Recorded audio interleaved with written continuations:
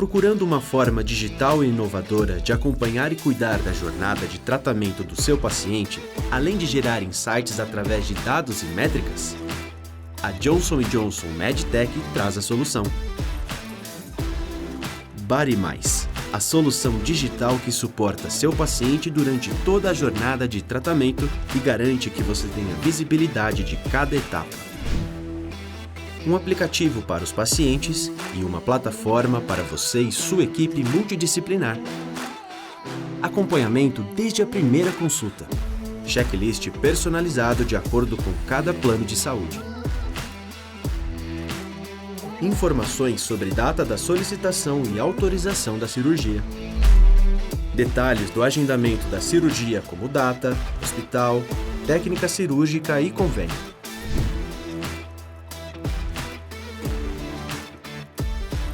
Dashboards que auxiliam no monitoramento e no acompanhamento de toda a jornada do seu paciente no curto, médio e longo prazo. Materiais de suporte de cada etapa, proporcionando aos seus pacientes informações relevantes e confiáveis durante a jornada. Mensagens de alertas personalizadas para seu paciente. Facilidade no contato. Acompanhamento dos indicadores para uma melhor gestão do seu paciente. Tudo em um só lugar, a qualquer hora. BodyMais. Sua jornada de transformação começa agora. Cadastre-se na sua plataforma exclusiva.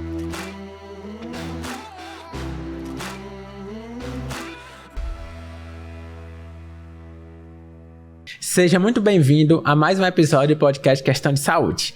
Aqui falamos semanalmente sobre os principais temas relacionados à obesidade e questões relacionadas à qualidade de vida também.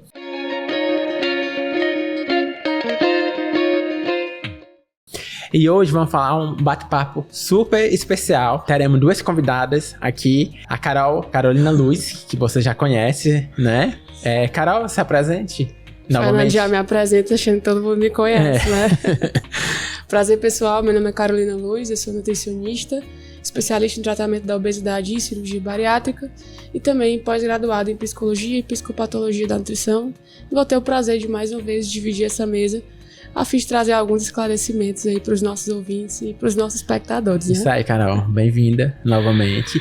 Obrigada. E hoje vamos estar aqui também, né, estreando aqui no podcast, né, a Rainara, né, é uma psicóloga que já teve várias tentativas de vir e nunca dava certo, né, teve uma gravidez no meio e hoje deu tudo certo. Rainara, se apresenta? Depois de muitos episódios deu certo, né? O importante é isso. Primeiro, eu queria agradecer, né, o convite, né, para estar aqui. É muito importante para mim estar aqui. E falando um pouquinho, né, sobre mim, me chamo Rainara, sou psicóloga, sou especialista, né, no acompanhamento pré e pós-operatório para quem quer realizar a cirurgia bariátrica e também sou paciente, né, já realizei a cirurgia, tenho 5 anos de operada e hoje em dia tenho o prazer de trabalhar com esse tema que também é uma vivência minha, né, então estou muito feliz de estar participando aqui hoje e as expectativas estão lá em cima. É isso aí. Obrigado, viu, por ter aceito. Eu que agradeço. Pessoal, a gente sabe que a obesidade é uma doença crônica progressiva, que quando não controlada de uma forma adequada, pode evoluir para uma doença mais grave ainda, né? Mesmo o paciente submetido à cirurgia bariátrica, né, que é uma alteração fisiológica, anatômica, do corpo do paciente, ele pode ganhar peso, certo? Começando por tu, Carol. Porque o mesmo paciente operado, né, ele pode voltar a reganhar peso? Bom, aquilo que a gente sempre fala, né, Fernando? A pessoa ela vai deixar de estar obesa, mas ela não vai deixar de ser obesa. O tratamento da obesidade ele é contínuo, né? Claro, a gente não tem... A cirurgia, ela é ali um recurso fisiológico, ela muda da fisiologia do corpo, a gente muda também da fisiologia hormonal, mas a gente não tem como excluir os fatores genéticos. Então, existe sim um perfil de pacientes que tem ali um complô genético que favorece esse ambiente obesogênico, que faz com que esse ganho de peso seja algo mais acentuado, né? Existem outros fatores também que a gente vai falar aqui no decorrer do nosso episódio, como os fatores comportamentais, esses são bem determinantes nesse reganho de peso. fatores nutricionais, existem algumas deficiências nutricionais que podem favorecer esse reganho de peso, assim também como a falta de adesão à mudança de estilo de vida. A gente sabe que hoje a assertividade da cirurgia se dá muito também pela mudança de estilo de vida. Então tem uma parcela aí de pacientes que também acabam não aderindo a toda essa mudança de estilo de vida, acabam aderindo a não tratamento ali da tua equipe multidisciplinar. E aí esses fatores somatizados aos fatores genéticos, né, que estão associados aí à síndrome metabólica, acabam favorecendo esse reganho de peso. Perfeito. E tu, Rainara, o que é que tu acha, assim, que tu vê quando acontece isso? Quando o paciente, mesmo operado, chegou a reganhar peso? Bom, o que é que eu, assim, consigo ver muito lá no consultório, né? É muito relativo sobre o emagrecimento, porque vai depender do método, né? Vai depender da adesão do paciente. Sim. Então, assim, o tempo de emagrecimento de um paciente, ele vai ser diferente para o outro, tem a técnica que é diferente. E eu sempre costumo falar assim, existem 2 tipos de paciente. Vamos supor que o processo de emagrecimento desses pacientes vai acontecer ali entre 6 meses e 1 ano. Tudo que eu tô dando de suposição, certo? Porque, mais uma vez, é relativo. E aí, o primeiro paciente, ele faz todo o acompanhamento com a equipe, que a gente vai bater muito nessa tecla. É muito essencial. Então, assim, o paciente, ele vai fazer todo o acompanhamento com a equipe, ele vai ter uma boa troca com o médico, com a nutricionista, e ele vai aderir todas as responsabilidades que ele precisa para realizar a cirurgia, né? Que é o quê? A prática do exercício físico, a mudança do estilo de vida, fazer as pazes com a alimentação, buscar entender esses sentimentos, buscar entender o comportamento que leva a essa ação. E aí tem o paciente que, naquele primeiro momento, fica muito preso no protocolo inicial de recuperação, faz tudo ali e começa a perceber assim, eu tô comendo algumas coisas de antes e eu continuo emagrecendo. E aí, quando ele estabiliza esse paciente, ele não precisa manter, ele não consegue manter. Diferente do outro paciente que fez todo esse trabalho durante todo esse período. Então, para esse paciente vai ser muito mais fácil manter aquele peso. Então, quando o meu paciente, ele chega assim, logo nas primeiras sessões, como é que eu faço para não ter um reganho? Então, assim, são essas responsabilidades que o paciente ele vai precisar assumir quando ele se dispõe a fazer a cirurgia, né? O exercício físico, um bom relacionamento com a comida, estar nesse bom relacionamento com a equipe multidisciplinar, porque se não for assim, infelizmente o paciente ele acha que já consigo fazer isso por conta própria, e aí quando a gente vai ver, teve reganho, precisa voltar a fazer tudo de novo. Então, é mais ou menos por aí que eu consigo perceber muito dessa demanda no consultório.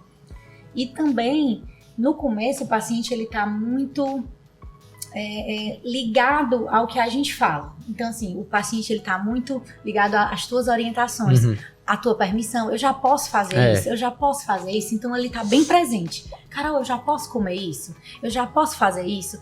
E aí, depois, não, ele tá mais livre. E aí, ele sai desse trabalho em equipe, e aí é que tá o problema, sair desse trabalho em equipe. É quando falta maturidade no poder de escolha, né? Porque o nosso intuito não é ser moleta de paciente, na verdade o nosso intuito é promover a educação, que é o grande desafio para mim enquanto nutricionista, promover a educação e dar autonomia ao paciente. Perfeito. E como você muito bem falou, primeiro a lua de mel acaba. Então, isso, eu costumo dizer que depois dessa margem de 1 ano e meio, 2 anos, a lua de mel acaba. Isso. Todo começo de relacionamento é perfeito, né? Com a cirurgia bariátrica, ela não é muito diferente. Chega uma hora que aquilo que uma hora era permissível e não tinha tanto impacto ali no teu peso, acaba realmente somatizando e a conta acaba chegando. Tu vai até me corrigir se eu estiver errada, mas no início é muito um protocolo de recuperação, né? Sim. A gente passa muito, assim, as dietas são muito parecidas porque você tá dentro de um protocolo mesmo, mas depois não. Acredito muito que você vai levar em consideração o objetivo daquele paciente, a cultura daquele paciente, sim, a rotina, o estilo de vida. Então é um trabalho muito parceiro mesmo. Sim.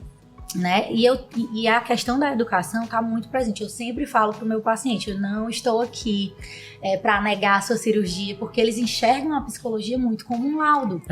E aí o meu grande trabalho é mostrar que a cirurgia ela tem um objetivo, assim, é vida normal, entendendo as responsabilidades, entendendo que com moderação tudo vai poder.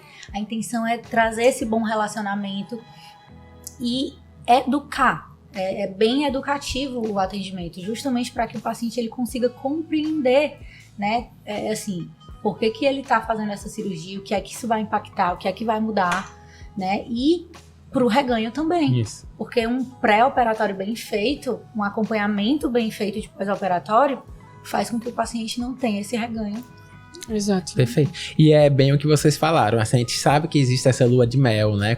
Da bariátrica, né? Os 2 primeiros anos, o paciente, vamos dizer assim, é um pouco mais fácil cumprir aquela orientação, um pouco mais fácil seguir a dieta, é um pouco mais fácil lá conseguir manter uma certa restrição, né?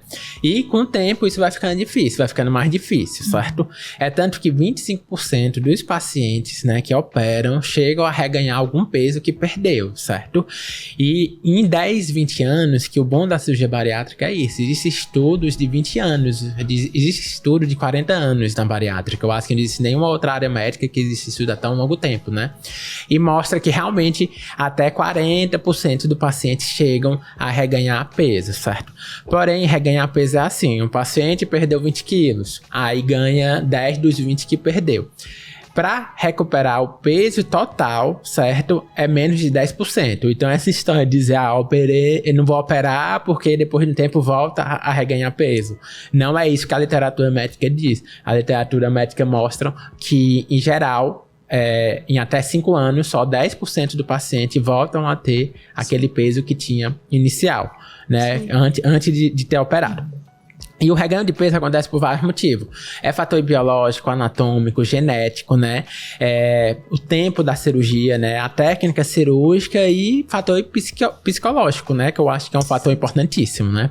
Rainara, como tu acha que o psicólogo pode ajudar no paciente nesse sentido das questões emocionais influenciar ele a reganhar o peso? Bom, a psicologia, ela vai chamar esse paciente para refletir, né, assim, entender os seus sentimentos, né, a gente muitas vezes acaba comendo as nossas emoções, tô muito estressado, então eu vou comer por conta disso. Então, é um convite para o paciente olhar para si, entender quais são os gatilhos que levaram àquela atitude, ouvir, o corpo ele vai dar sinais, né? Então, assim, autoconhecimento, né? Entender aquilo, a parada para tomar consciência, deixa eu refletir sobre isso, e aí o paciente ele vai se conhecendo, ele vai entendendo por que ele toma aquelas atitudes. Então, a gente tá ali como acolhimento, né? Porque o paciente, muitas vezes, ele vem com uma culpa muito grande, né? Então, é um ambiente de acolhimento, é um ambiente onde o paciente ele vai poder refletir sobre si, ele vai poder entender as suas atitudes, entender os gatilhos, e a partir disso a gente vai encontrando as técnicas para trabalhar com esse paciente. Sempre, sempre, sempre junto com os outros profissionais. Então, assim, a psicologia ela anda muito lado a lado com a nutrição. Nesse sentido, né? Porque junto o paciente ele vai também descrever os sentimentos relacionados à alimentação, qual é a sensação, ele vai perceber, é fome mesmo, é um vazio, o que é que eu tô querendo preencher. Então, a gente tá ali justamente para isso. Tu vê muito isso, Carol, também? Essa demanda emocional? Infelizmente, a gente é muito mal ensinado, né, Fernanda? Assim, a gente, desde a infância, a gente é muito ensinado a comer por prazer. E eu costumo afirmar que a comida, ela não é apenas nutrição. Não tô comendo ali, olhando pra comida e pensando, olha só, tô aqui comendo ferro, tô aqui comendo vitamina B12, carboidrato, proteína. Hoje a gente já tem um pouco desse senso comum, mas a gente sabe que na rotina não é muito isso. Comida é afetivo, é emocional, é espiritual, porque a gente tem algumas vertentes espirituais que apregam algumas restrições ou não. É sentimental. Então, assim, quem nunca teve aquela comida que é o comfort food, que a gente chama, né? Então, acaba que, de fato, o comportamento do paciente está muito atrelado àquilo que ele come. Se eu particularmente tenho inúmeros exemplos de comfort foods pessoais meus que são assim, conforto e alento ao meu coração. E aí cabe a mim administrar, beleza, tô com fome ou estou com fome emocional? O que é que eu tô buscando aqui? né? Só que é uma maturidade que, por muitas vezes, na hora que a gente está construindo o nosso prato, na hora que a gente está fazendo escolhas alimentares, a gente, por muitas vezes, não tem. A gente, às vezes, come sem nem se perceber, come ali por conta da situação, e acaba realmente reforçando ainda mais essa necessidade afetiva. Por isso que é tão importante o trabalho da psicologia, né? Que é exatamente buscar trazer para o paciente esse aspecto de amadurecimento mesmo, de olhar e se perceber, poxa, o que é que eu tô comendo? O que é que eu tenho colocado no meu prato? Onde isso tudo vai me levar? Como que tem sido feito minhas escolhas, né? É por isso que, de fato, a gente caminha ali lado a lado. Porque tem coisa que eu quero mudar, mas eu não consigo. Eu preciso da ajuda da psicologia exatamente para isso. É autoconhecimento, né? Então, assim, como a Carol falou, a gente vem de um costume, né? Comer o que quer, na hora que quer, do jeito que quer, na quantidade que quer. Então, passa por essa mudança. Então, o paciente, ele vai precisar ali entender esses sentimentos dele através dessa mudança que ele passou. Sim. Então, assim, o que é que eu senti? Foi realmente fome? Foi uma fome emocional? O que é que eu tô comendo? O que é que eu quero dizer com isso? Quais são os meus sentimentos relacionados a isso? Então, é esse o trabalho que a gente vai fazer, do paciente ter a própria percepção dele, conseguir identificar, conseguir resolver, né? Então,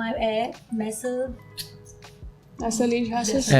Essa linha de raciocínio, ela interpassa em várias etapas. Porque tem também a questão social, porque também comer reafirma o poder aquisitivo ou não. Então, tem aí várias linhas que a gente poderia passar a tarde toda falando. E uma coisa que tu falou, cara, que eu acho importante é esse negócio de aprender desde criança, né? Inclusive, a gente tem um episódio super legal. O nosso primeiro episódio dessa temporada, que você não assistiu, vale muito a pena, certo? A nutricionista do meu filho, né? O Gabriel, a nutricionista, e ela ajudou muito na introdução alimentar.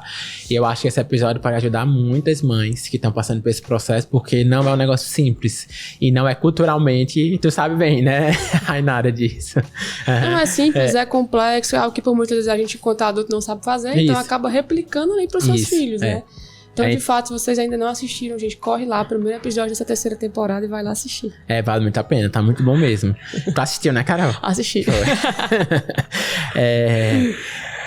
Então, acho que o que a gente tá falando aqui é que a gente tem que estabelecer um modelo crônico, né? Se o excesso de peso, a obesidade é uma doença crônica, então ele tem que ter um tratamento crônico, né? Sim. O paciente não pode, apesar de alguns profissionais, alguns cirurgiões dizer que a cirurgia bariátrica é a cura da obesidade, eu acho que não é bem assim que a gente pode ver desse jeito, né? Eu acho que o ideal é pensar que é um controle, certo? É um controle, é um remédio lá, um remédio... mais forte, mais... É um tratamento. É um tratamento. E esse tratamento precisa ter cuidado, como qualquer outra doença. E precisa ter um acompanhamento pro resto da vida, literalmente. Porque senão pode acontecer de ter reganho. E o paciente tem que se sentir confortável a voltar pra sua equipe, né? Não achar que é uma derrota ter reganho. Porque é uma doença difícil de tratar. Então, pode acontecer. É a mesma coisa, sei lá, vamos pensar aqui de uma forma mais coloquial, a mesma coisa de um paciente que teve câncer e o câncer voltou. Não é culpa do paciente, né? Não é culpa do paciente aquilo. Mas o médico tem que aceitar aquele paciente e buscar alternativa para voltar a perder peso e voltar a ter um peso considerável saudável. Nosso papel é ser promotor de saúde, né? Então, nosso papel sempre vai ser ofertar tratamento independente, respeitando a história clínica desse paciente. Enquanto tem vida, tem esperança, e a gente tá aqui para isso. Com certeza. Carol, em relação à deficiência de vitaminas e sais minerais que pode acontecer nos pacientes que não são acompanhados a longo prazo ou por algum motivo tem dificuldade de tomar alguma suplementação ou tá com alimentação desregrada por algum motivo. Isso pode gerar compulsão alimentar, a gente já sabe disso, né? O quanto do ponto de vista nutricional isso pode ser trabalhado para evitar reganho de peso? Bom, vamos lá, Fernando. Hoje a gente já sabe que existem alguns micronutrientes que acabam favorecendo, né, o surgimento de compulsão alimentar. Isso se dá porque tanto esses micronutrientes ajudam no controle da saciedade e da fome, como eles também ajudam no desenvolvimento de neurotransmissores que são extremamente importantes para diminuir as questões aí de ansiedade, depressão, e aí a gente entra na história da fome emocional também, né? E esses são micronutrientes que, por muitas vezes, a gente, quanto paciente de pós-operatório de cirurgia bariátrica, acaba sendo mais favorecido a ter uma deficiência, que são vitaminas como vitamina D, vitaminas do complexo B. Hoje já existem muitos estudos falando da importância do complexo B relacionado ao comprometimento cognitivo, que por sua vez acaba comprometendo a saúde emocional, que por sua vez pode levar a um comportamento aí de compulsão alimentar, né? O zinco. E assim, são coisas que a gente facilmente, hoje no consultório, a gente consegue resolver. Quando a gente já pregou lá a história da cápsulazinha, do polivitamínico diário, é uma das formas que a gente tem hoje de minimizar esses surgimentos de compulsão alimentar ou até mesmo de reganho de peso, né? Então, o ideal, cara, não larga a mão da tua equipe multidisciplinar. A gente tá aqui para isso. A gente tá aqui para segurar a tua mão e não larga a mão. E assim, todas as orientações que a gente busca dar, Fernanda, elas são de extrema importância. Não é por acaso, né? Não é o que a gente acha. Não, é o que a gente viveu, ou porque foi vivido aquilo, ou porque foi estudado, ou porque nossa experiência no consultório mostra aquilo, né? Sim. E assim, a gente no consultório, a gente tenta estabelecer algumas coisas para poder estar aí minimizando esse impacto, né, dessa deficiência de nutrientes. Estabelecer metas junto do paciente, estabelecer um monitoramento para ele. Isso tudo é de extrema importância. Assim, são coisas que, se a gente conseguir construir de forma natural, acaba que isso consegue interpassar a história clínica do paciente com muito mais tranquilidade.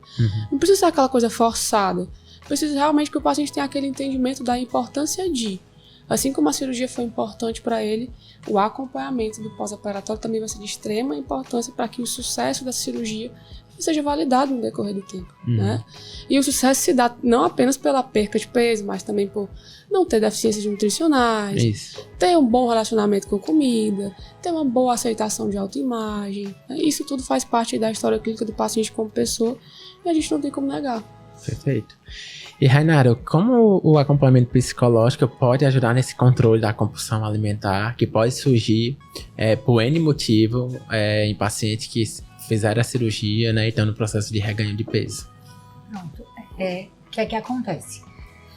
Não tem... Assim, não é seletivo, né? Na compulsão alimentar, a gente sabe que as pessoas imaginam muito, tô comendo muito o meu biscoito preferido e aí eu tô com compulsão. Não é bem assim, se fosse o biscoito preferido, né? Então, não é seletivo, é o que eu tô vendo pela frente. Então, assim, quando o paciente ele começa a trabalhar no pré-operatório para realizar a cirurgia, a nutricionista ela vai identificar essa questão e vai trabalhar, como a Carol falou, com metas reais. A gente vai trabalhar muito o entendimento. Eu tento sempre trazer o paciente para a situação. Então, assim, escrever, né? Eu acredito muito quando o paciente ele escreve, ele consegue visualizar. Então, assim, na terapia, nesse acompanhamento psicológico, a gente vai trabalhar muito o entendimento do paciente, dos sentimentos dele. Ele não vai estar comendo as emoções, ele não vai estar descontando alguma frustração naquele alimento de forma inconsciente. Então, assim, é trazer para a realidade mesmo. Então, eu sempre acredito que quando o paciente ele começa a escrever, começa a compartilhar, ele consegue visualizar melhor, ele consegue entender. Então, o grande trabalho é esse, uma parceria muito grande, né, com os profissionais, talvez o uso de medicamentos, dependendo de como está aquele paciente, porque cada caso é muito relativo, é muito individual, né, cada tem uma história de vida, como a Carol também falou já anterior, é cultural, né, tem diversas questões relacionadas. Então, a grande busca, a grande questão da psicologia nesse sentido é para que o paciente ele entenda, ele se visualize, ele se acolha, mas ele busque sair dessa zona onde ele está, né? E aí, com o tratamento, o reganho tá muito junto ali, porque uma coisa vai ajudar a outra. Sim. Né? Então, assim, o paciente, quando ele faz essa adesão com toda a equipe, o paciente, quando ele tem um entendimento do porquê, a clareza do porquê eu tô fazendo isso, né? De entender bem os seus sentimentos, ele consegue ter um sucesso no reganho, porque o que a Carol e você falaram, não tem que ter vergonha de procurar, né? Então, assim, é uma fase, pode sim fazer parte ou não, e a gente vai tentar entender o que foi que aconteceu para que tenha isso. O paciente, ele tá ainda numa equipe, não tá? Voltou? Vamos identificar, vamos procurar esses gatilhos, vamos te acompanhar para poder obter esse sucesso novamente, o bem-estar do paciente, né? Porque se ele voltou procurando, tem alguma coisa ali que está incomodando. Sem dúvida. Sim. Então, acho que a gente já entendeu bem que um dos grandes motivos do reganho é a saída do paciente do acompanhamento multidisciplinar, né? Eu acho que esse é um dos principais causas que a gente vê isso, né? Eu queria frisar bem isso. Então, na opinião de vocês, o quão é importante, novamente, né, de falar sobre isso, esse acompanhamento multiprofissional. O que é que tu acha, Carol? Assim, o quanto é importante isso? Bom, eu me vejo como bússola, sabe, Fernando? Eu acho que a gente conta aqui pra gente é a bússola do paciente.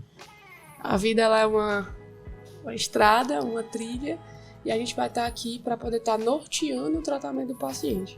Então, tu imagina só, tu fazer uma trilha aí no meio de uma serra qualquer, tu tem o objetivo de chegar no cume dela, e tu não tem uma bússola. É muito mais desafiador.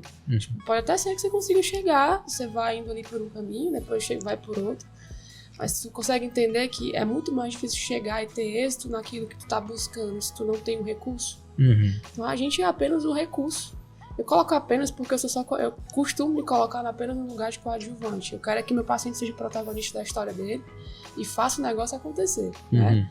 Mas eu acho que ninguém chega a lugar nenhum sozinho, isso é fato, né? Eu não sou Caetano Veloso, mas eu posso afirmar isso, né? E sem sombra de dúvidas, é muito difícil você conseguir ter êxito em algo que por muitas vezes é tão desafiador pra você, sozinho. E a gente vai estar aqui exatamente pra isso, gente, pra ser bússola. Então, se você tem necessidade, tá perdido no meio do teu tratamento, procura tua bússola.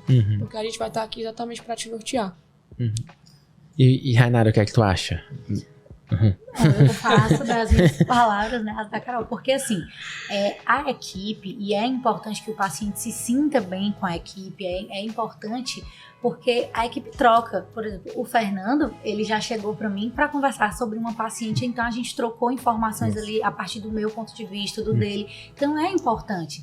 Então assim, quando o paciente, ele consegue ter essa adesão na equipe, quando ele se sente bem, flui melhor. A gente acaba sendo auxílio para esse paciente concluir o tratamento, para ele achar que atingiu o objetivo e pronto, conseguiu o que eu queria, tchau pessoal, e aí quando acontece alguma coisa, ele volta. Então o nosso grande objetivo é realmente fazer com que o paciente, ele veja a necessidade, entenda a importância, né? E aí o pré-operatório, ele vem muito disso, né, de reforçar a importância, essas responsabilidades que vai influenciar diretamente no final, na questão do reganho. Então, assim, é um trabalho em equipe, é um trabalho de ajuda, é um trabalho de troca, né, e aí complemento. Perfeito, e é isso, assim, quando um paciente chega, é um paciente meu, ou por algum motivo, paciente de algum outro médico, chega no meu consultório, eu começo a tentar entender o que está acontecendo com ele, né? Vamos estudar a parte bioquímica, como é que estão os exames, como é que estão as vitaminas, certo?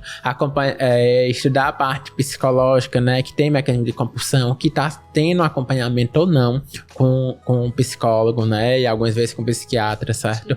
Que está tendo, como é que está a sua rotina alimentar e que está tendo ou não acompanhamento com nutricionista, né? E a partir daí, a gente investiga realmente para buscar algum norte para o paciente, né? Então, sem dúvida, o que eu sempre falo é voltar para o nutricionista, voltar para o psicólogo, e da minha parte é estudar a cirurgia dele.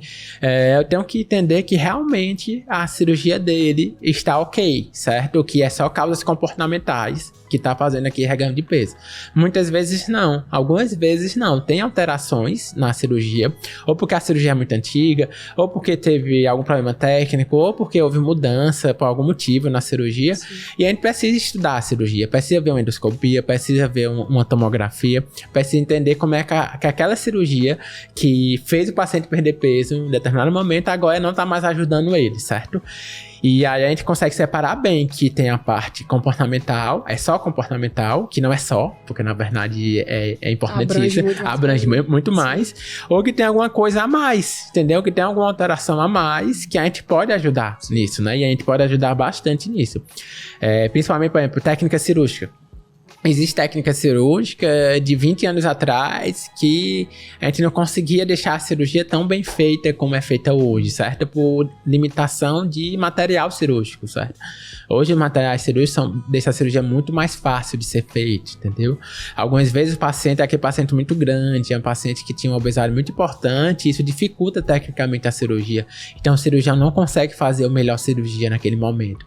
Quando o paciente emagreceu um pouco, quando perdeu um pouco de peso, mesmo ele tendo reganhado, normalmente a gente consegue modificar, reformular a cirurgia para ter um efeito novamente, né? Para melhorar o efeito dela.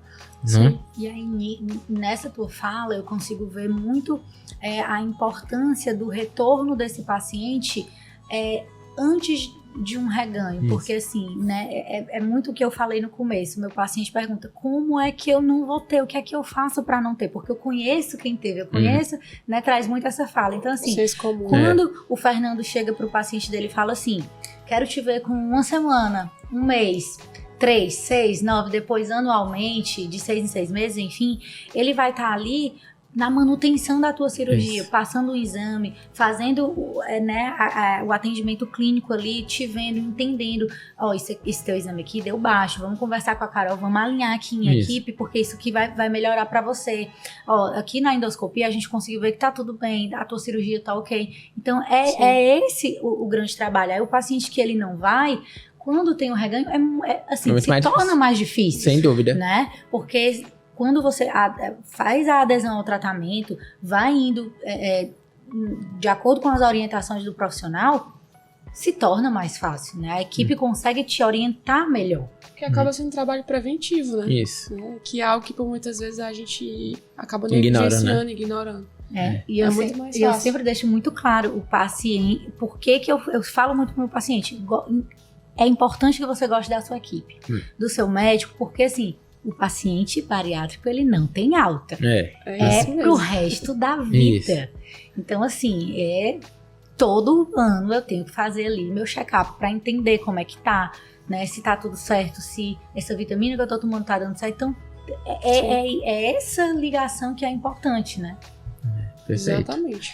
E, Carol, além disso tudo, né, eu falei agora da parte, vamos dizer assim, biológica, anatômica, né, que pode levar a alterações. Sim. E uma das causas comportamental, com certeza, é a mastigação, né? A mastigação é um dos problemas que eu vejo do paciente reclama do começo na dieta líquida até no reganho, né? A gente vê que é um dos problemas a mastigação. Como a mastigação pode influenciar esse reganho de peso? Bom, no caso, a má mastigação. A má mastigação, né? Eu costumo afirmar que mastigar, infelizmente, é uma coisa que a gente não sabe fazer, né? Principalmente com essa rotina que a gente tem hoje de corre daqui, vai dali, então o tempo é uma coisa que é extremamente cara, né? Custa caro, então é uma coisa que normalmente a gente não faz, mastigar. E hoje já existem estudos, inclusive tem um estudo que saiu aqui do Ceará que comprova a relação da mastigação com o reganho de peso, né? E aí, por que isso acontece? A partir do momento que a gente começa a mastigar aqui, Fernando, nosso hipotálamo ele já começa a entender, opa, tá mastigando, prepara aí o estômago que já esse alimento vai descer, você vai precisar digerir. Quando eu não mastigo, eu já começo aí a burlar os mecanismos de ações hormonais do meu corpo. No meu caso da leptina e da grelina, que a gente já falou aqui várias vezes em outros muitos episódios, que são hormônios responsáveis exatamente pela saciedade e pela fome. Né? Se eu deixo de mastigar, eu deixo de produzir esses hormônios, então eu acabo diminuindo o meu poder, o meu potencial de saciedade.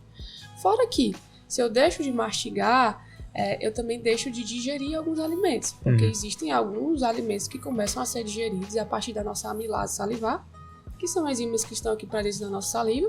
Esses são os alimentos normalmente que têm mais carboidratos ou gordura, e aí eles já chegam lá dentro do estômago mais quebradinho, então isso também já facilita o nosso potencial tanto absortivo quanto de saciedade. E aí por que isso está tão ligado, né? A mastigação está tão ligada ao reganho de peso? Porque à medida que eu não mastigo, eu não me sinto saciado, então eu tenho necessidade maior de comer ainda mais alimentos. E olha só, a grande parcela dos pacientes, né, que acabam se sujeitando ou passando por esse processo de inapetência de mastigação, acabam tendo necessidade de comer alimentos mais ricos em açúcares. Por quê? Porque não mastiga. Então, se não mastiga, não digere. Se não digere, acaba sentindo a necessidade ainda maior de consumir alimentos mais ricos em açúcar. E aí isso vira um ciclo. Não mastigo, não me sinto saciado, não tenho uma boa digestão, então tenho necessidade de comer mais, sucessivamente alimentos que são mais ricos em carboidratos, em açúcares e em gorduras, que têm um potencial calórico maior, o que por sua vez vai favorecer aí, esse ganho de peso somatizado no decorrer do tempo. Então, sem sombra de dúvidas, gente, mastigar é um negócio extremamente importante e que de fato acaba atormentando os nossos pacientes ali do começo ao fim, porque lá no começo a gente vai apregoar ali a mastigação para poder diminuir os episódios de entalo, que são muito comuns ali naquele início por conta da retroação do esôfago e por aí vai, mas o paciente ele precisa aprender a mastigar desde o começo para que esse impacto ele não venha aí no decorrer dos anos. Por isso que a gente fica ali mastiga. Eu costumo brincar que você vai comer muito pouco pra sujar muito os dentes. Eu tive um paciente que uma vez olhou pra mim e disse: caramba, eu como tão pouco, meus dentes ficam tão sujos. Isso tá ótimo, é isso tá mesmo. certo. Você precisa vai comer um volume pequeno, tá no caminho mesmo. certo. Você vai mastigar bastante o suficiente pra que, embora o volume seja pequeno, seus dentes vão ficar bem sujos. E a gente vê que, tipo, no começo, o paciente é obrigado a mastigar bem, né? Se Ele não não mastigar, tem não tem opção. A gente vê que com o passar do tempo, que ele consegue realmente comer mais rápido, eles vão perdendo isso, né? Alguns Sim. pacientes, né? Porque no começo o paciente ele tá com medo. Tá com muito medo. Novo. Então ele segue muito a risca. Quando o paciente ele toma essa confiança, aí ele já... E é um negócio de treinamento diário, né? A pessoa passou a vida toda comendo rápido, né? Normal, até por questões sociais, de trabalho, tem que comer rápido. E tem que se reacostumar, se reaprender a comer mais devagar e mastigando bem, né? Sim. E pro resto da vida. Não é só bem de adaptação. E assim, a falta de mastigação, falando, às vezes acaba, levando a uma exclusão de determinado alimento por conta de inapetência da mastigação. Isso, Exemplo, a gente tem uma série de pacientes, de histórias de pacientes que não comem carne vermelha porque tem entalo e acaba excluindo algo que é extremamente importante para a dieta do paciente bariátrico. Porque não consegue mastigar, ou porque não conseguiu desenvolver ali uma técnica de mastigação, ou porque tem uma mastigação unilateral, porque isso tudo também precisa ser analisado. Se você é esse paciente que tem esse perfil de ter mais episódios de entalo, é importante que você passe por uma fono para entender o que é que está causando essa... Mas acaba realmente virando ali uma exclusão por falta de mastigação. E aí isso também traz impacto para a saúde do paciente no decorrer do tempo. Sem dúvida, é muito comum a gente pegar paciente que não come carne, muito. Né? E é tipo, e dá pra comer, né? Tu come carne, cara. Eu já vi tu comendo um prato de carne igual o meu. Então, tu come. Rotineiramente, gente. Então, tu tem problema com carne, Raina? Pois é. Nada. Pois é. Siga a risca tudo. E deu tudo certo. E deu tudo certo. Né? Eu recebo realmente, assim, alguns pacientes relatam com alguns alimentos e aí eu, nada. Porque eu busquei essas orientações, eu busquei entender, e aí qualquer coisinha que eu percebia diferente, eu já, perturbava o meu nutricionista. Porque foi assim que eu entendi a necessidade. Né? Eu entendi a importância. Por exemplo, na época do colégio, assim, um professor meu falou que nos Estados Unidos as crianças têm aula na pré-escola de mastigação. Então, assim, a gente aprendeu a mastigar muito errado por diversos fatores, né? Então, é justamente isso. A gente começar a trabalhar agora e grande, assim, a gente já é acostumado, se torna mais difícil. Mas se você seguir essa orientação direitinho, aí você consegue. Tanto que churrasquinho é maravilhoso. Nunca tive problema também. Rainara, agora falando um pouquinho de fatores externos, né? Como isso pode influenciar o reganho de peso. O quanto tu vê que é importante o apoio familiar para o paciente num processo de perda de peso, principalmente a longo prazo, para não ter possibilidade de ter reganho, ou se tiver, fica mais fácil o seu tratamento. Então, a família, quando ela entende todo o processo, ela é um grande aliado. Eu vou começar dizendo assim, eu sempre falo para o meu paciente que, se puder, ele leve um familiar para alguma consulta, tanto com o médico quanto nutricionista, e eu também me coloco ali à disposição para estar passando as informações para a família também. porque vem com um histórico da cirurgia, como você falou, de 20 anos né, atrás, tá diferente. Porque eu conheço alguém que foi assim, assim, assim, vai acontecer também. Então, quando um familiar conversa com o profissional, ele entende por que aquele paciente precisa realizar a cirurgia, o que é que aquela cirurgia vai causar, o porquê daquele processo, por que no pré-operatório tem aquela alimentação, por que no pós-operatório se divide daquela maneira, por que é ali aquela quantidade. Então ele acaba sendo um auxílio pra gente, assim, quando o paciente ele não quer ir pra consulta, a família tá ali junto, e quando a família entende, muda o hábito da família também. Sim. Não foi o familiar que fez a cirurgia, mas ele de alguma forma quer ajudar.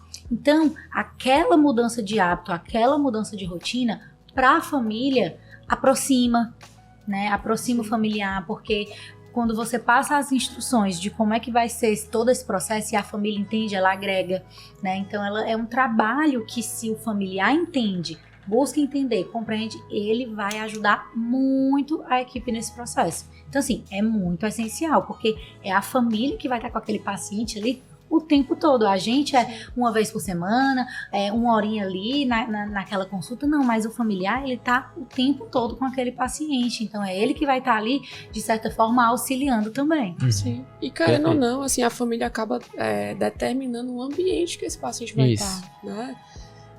Cara, se existe rede de apoio para gestante, por que não rede de apoio para o paciente obeso em tratamento, né? A gente sabe que o ambiente que esse paciente está inserido é extremamente importante para as escolhas dele, para o comportamento alimentar dele. Então não tem como ter dúvida que a família ela é extremamente importante nesse momento. Isso. E teve até um episódio que a gente em um outro convidado, que a gente perguntou pro paciente se a familiar não apoia, se o familiar não apoia, o paciente tem contraindicação de fazer a cirurgia. Ele não tem contraindicação porque o corpo é dele, né? Então é aí que vai saber disso, mas com certeza torna o processo muito mais difícil, né? Torna o processo, dificulta o processo, né? Mais desafiador, né? Você imagina ali, você tá lutando contra a vontade de comer algo e está sendo exposto diariamente para exatamente com aquilo que você luta. O trabalho da psicologia também serve para a gente fazer algumas identificações. Por exemplo, eu já trabalhei com famílias a questão de muitas vezes não é por maldade, mas fazer assim, eu tô comendo isso aqui, tu nem pode nesse momento. Então, assim, tem a intimidade daquela família, então é mostrar para eles o momento que aquele paciente está passando. Aí quando eles entendem, eles conseguem trabalhar de outra maneira. Perfeito. E como eu já tinha falado aqui antes, né, existe a possibilidade de a cirurgia ser refeita, né? É bem importante frisar isso, É bem importante, porque muitas vezes o paciente chega no consultório, então a cirurgia não está mais funcionando, eu quero reoperar. Aí disse, calma senhora, calma, vamos ver o que é que tá acontecendo aqui, né? Então, em relação ao acompanhamento multiprofissional, o que é que vocês acham desses pacientes que têm indicação, né? Que realmente tem indicação de realizar uma cirurgia revisional, como eu já falei antes. Como é que é o acompanhamento desse paciente? É igual como foi a primeira cirurgia? Tem alguma mudança? Como é que é da parte nutricional, Carol? Bom, primeiro é bem importante frisar que essa alternativa existe, né? Porque infelizmente eu já recebi inúmeros pacientes assim, bem tristes, porque já escutaram de outros profissionais que você já perdeu todas as suas chances, é uma coisa bem triste que a gente escuta, tipo, é meio um pouco de orgulho do cirurgião dizer, a minha cirurgia eu fiz tecnicamente perfeita e você não aproveitou ela, então a culpa não é mais minha. Mas é uma forma muito mesquinha de ver o excesso de peso, de ver a obesidade e principalmente de ver o paciente, é uma forma totalmente não empática, né? Afinal, que o paciente procurou a gente com reganho é porque ele tá procurando ajuda e ninguém chuta quem tá procurando ajuda. A gente tem que ajudar, quem tá procurando ajuda, nossa função é ajudar. E acolher. E tentar, na medida do possível, fazer com que, de fato, ele tenha êxito naquilo que ele tá buscando. Né? Mas, enfim, pensando na perspectiva nutricional, Fernando, existem algumas mudanças, né? Até porque, assim, a gente vai precisar primeiro fazer uma análise da história clínica desse paciente e ver se esse paciente ele já é um paciente que tem debilidades nutricionais. Afinal, como a gente falou aqui, algumas debilidades nutricionais acabam favorecendo esse reganho de peso. Então, se ele já apresenta essas debilidades nutricionais, ele vai ser um paciente que previamente vai precisar corrigir para que ele tenha ainda mais sucesso na revisional dele, né? Claro, a conduta, ela inicialmente acaba sendo um pouco parecida com a da cirurgia bariátrica, porém os tempos são diferentes, né? Então o tempo de evolução é diferente, porém o monitoramento alimentar é um pouco semelhante. Igual, não é? É um paciente que vai requerer ainda mais a minha atenção, porque eu vou precisar ali estar vendo as habilidades nutricionais dele com ainda mais... É muito mais desafiador, né? Assim, pro profissional desafiador. É muito mais desafiador. Então, até por isso que talvez alguns profissionais não queiram esse paciente. Isso. E outra, são procedimentos que acaba que o time, o tempo de perca de peso acaba sendo diferente. Bem diferente. E aí a gente precisa estar ali pontualmente trazendo isso pro paciente, reforçando isso. Reforçando que ele vai precisar ter mais paciência, porque acaba que às vezes o paciente acha que vai ser tal qual e não é, né? Até porque muda muito de paciente para paciente, é tanto que estudos de cirurgia revisionais são muito difíceis de fazer, porque como estava a cirurgia antes, aí como ela vai ficar depois da cirurgia, qual vai ser a mudança que vai ser, vai transformar a sleeve em bypass, vai aumentar a alça intestinal, existe muitas alternativas. Então, é muito difícil, inclusive, fazer estudo sobre isso. E como eu falei, a bariátrica existe estudo de 40 anos. Em relação a isso, é muito difícil, porque é muitas variáveis envolvidas. Sim. E o paciente tem que estar bem consciente disso, né? E na revisional não tem variável. Na verdade, você vai ali, literalmente, entrar e ver o que você consegue melhorar, o que você consegue melhorar de fisiologia. Isso. Então, isso tudo é muito importante também pra mim. Porque imagina, se tu tem uma cirurgia uma cirurgia revisional, onde a incisão ela foi mais ali na alça intestinal, então esse paciente ele vai ter debilidades nutricionais que eu vou precisar trabalhar de forma direta. Então, assim, não tem nem como dizer que todas as revisionais são iguais e toda a conduta nutricional de todas as cirurgias revisionais são iguais. Porque cada paciente vai ser diferente, e aí vai ser realmente aqui de um papo entre cirurgião e nutricionista para poder a gente estar entendendo como que foi essa cirurgia revisional e o que é que eu, enquanto nutricionista, preciso trabalhar para tornar efetivo essa cirurgia. Perfeito.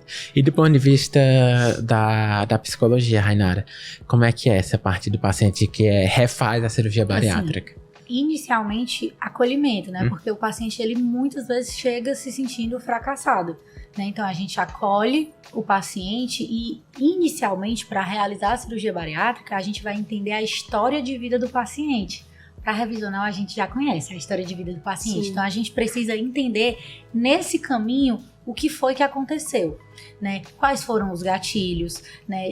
Comportamental, cultural, como é que está inserido esse paciente, qual é o tratamento que ele está fazendo, qual é o não tratamento, como é que vai ficar a partir de agora, né? Então, assim, como o paciente ele vai passar por um novo processo de cirurgia, é feita uma nova avaliação para entender o que é que esse paciente, assim, qual é a realidade que esse paciente está, e a partir de agora vai ser diferente, né? Assim, as atitudes do paciente vai precisar ser um pouco diferente. Então, é um trabalho inicialmente de acolhimento, mas também de avaliar como é que está esse paciente, fazer uma nova avaliação para a realização da cirurgia e um acompanhamento de sentimentos, de autoconhecimento a partir disso com mais frequência, né?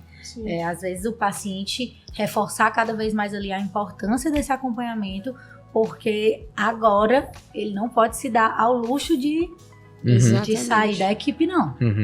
Perfeito. Eu costumo afirmar que, assim, Deus, ele é muito bom, sabe? Quando chega um paciente de revisional, eu sempre falo isso. Gente, Deus, ele é muito bom. Você já teve uma chance, agora Deus está te dando outra chance. Vamos lá, agarra ela. Isso. E vamos junto. E é isso, essa linguagem que o paciente tem que ter, entendeu? É tipo, você teve uma chance e você vai ser 2, 3, 4, vamos tentar. Vamos tentando, certo? A gente tá aqui, tipo, o paciente quer o melhor pra ele. Se ele não conseguiu, por algum motivo, a gente tem que botar um pouco de culpa na gente também. O que é que a gente pode ajudar a mais, né, a ele? Sim, vamos encontrar a melhor maneira de você obter isso. Né? E o que é que a gente, enquanto profissional de saúde, às vezes deixou de ofertar? Porque às vezes é um detalhe, assim, que acaba comprometendo o tratamento do paciente, né? Pessoal, para finalizar, que nosso tempo já acabou, né? Alguns minutos. O que vocês diriam o paciente que está passando por um processo de reganho? Assim, qual o conselho vocês diriam para esse paciente? Fernanda, assim, tente outra vez. Acho que levantou, caiu, levantou e busque redes de apoio, tente outra vez. Se possível for, tente de novo. Né? Existem alternativas, existe tratamento, a gente citou aqui um, mas a gente sabe que existem outros muitos. Isso. Procure profissionais que sejam empáticos, que respeitem a sua história clínica, procure apoio em quem te dá apoio. Não larga de lado a opinião daqueles que de fato te veem ali no chão e querem te colocar no chão ainda mais, né? E tente outra vez. Enquanto tem vida, tem esperança. E pelo menos pra mim, enquanto profissional, se chega um paciente pra mim com esse perfil, eu vou estar lá tentando. Deu de um jeito, vamos de outro e até a gente conseguir. Perfeito. Justamente assim, eu já passei por esse processo da cirurgia, então quando eu recebo um paciente que tá ali por uma revisional, né, eu me coloco no lugar desse paciente, né? Se fosse comigo, o que é que eu gostaria de ouvir, o que é que eu gostaria de qual o acolhimento que eu gostaria. Então, assim, é realmente isso.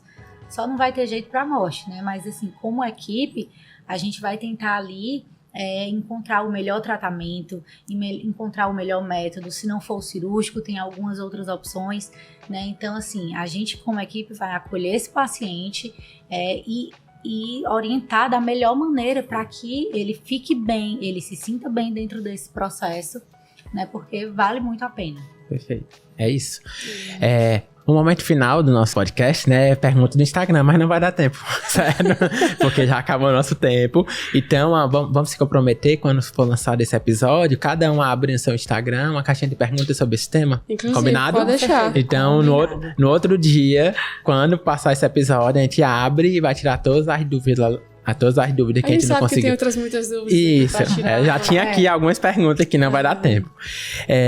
Rainara, deixa um recado final, como é que a gente consegue te encontrar, onde é que tu atende? Pronto, meu Instagram é @psi.rainaraguimarães. Tô nas redes sociais, né, faço alguns posts, alguns vídeos, tenho atendimento presencial e online também, então consigo estar em vários locais do Brasil e me coloco à disposição também por já ter passado por esse processo, né? Eu sempre falo para os meus pacientes, estou aqui disponível para você, para a família, para além de profissional paciente, mas de uma pessoa que já fez a cirurgia para uma pessoa que vai fazer. Então, o que está ao meu alcance, eu estou aqui à disposição. Perfeito. Muito obrigado, Rainara. Eu que agradeço. E teu, Carol, recado final e como é que a gente pode te encontrar nas redes sociais? Gente, é sempre muito bom poder contribuir, né? Quem não me segue ainda no Instagram, Carolina Lídia Silveira, quero aproveitar para deixar e dizer sigam a página do Uma Questão de Saúde, @umaquestãodesaúde 01, né? Isso. Se você também não nos segue ainda no YouTube, aproveita para seguir, deixa lá teu joinha. Se inscrever. É importante isso, se inscrever. No canal. Isso impulsiona o nosso trabalho, isso nos instiga ainda mais e nos ajuda muito. E é sempre um prazer estar por aqui. Se quiser me procurar nas minhas redes sociais, pode me buscar por lá que se eu puder ajudar, vou estar sempre à disposição. Perfeito, muito obrigado, viu, Carol e Rainara.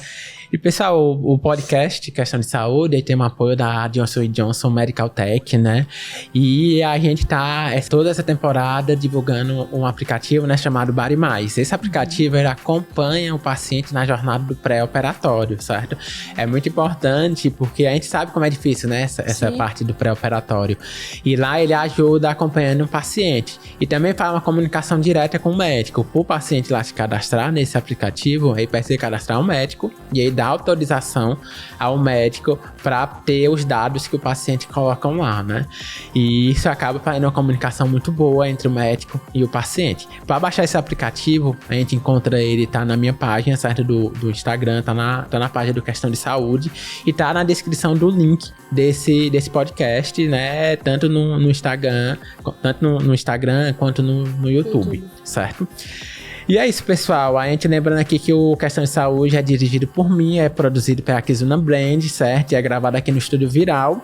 E tem um apoio da Johnson & Johnson, como eu falei. E a gente fica por aqui. Né? E a gente fica aqui, né? Até o próximo episódio. Até. Tchau. Tchau.